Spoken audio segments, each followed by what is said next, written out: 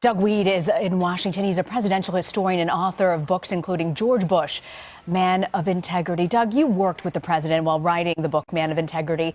Why was integrity so important to him? Wow, yeah, it was everything to him. That was his last message to the nation. If you remember in those debates, the last debate with Clinton and Perot, he emphasized integrity. People said that didn't work. In the second debate, he tried. They discussed the economy. In the third debate, he went back to integrity, and his advisors said, "Don't do it. That won't work." He said, "I don't care. That's me."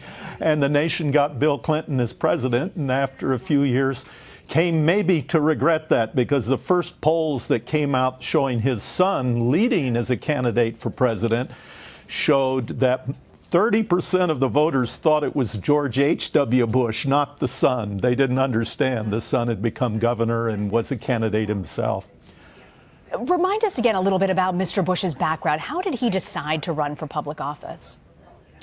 Yeah, shot down over the Pacific. It was just kind of born in public service. His father was a U.S. senator and a rather stern figure, made the grandchildren call him senator, not grandpa, at the dinner table.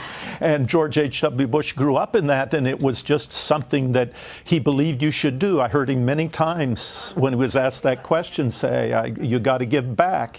I've got so much from this country, I've got to give back. You know, in an article 2 years ago, Doug, you wrote that George H.W. Bush would be ranked as one of the greatest presidents in America. Why do you believe that? Because I think in 100 years, historians will say Lincoln saved the nation, but Reagan and Bush saved humanity. We forget how dangerous it was.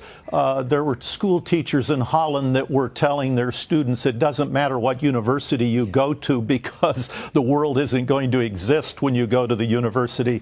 And it was a time when there were still concentration camps and gulags under Gorbachev, and the Chinese and Russian governments were backing Pol Pot, who murdered half of his regime. Actually, George H.W. Bush kept someone who'd escaped the killing fields on his senior staff to remind him of that. So this was a very dangerous time, and George H.W. Bush, what he didn't do, the restraint he exhibited, is what helped bring the Cold War to an end. Yes, Reagan started that process.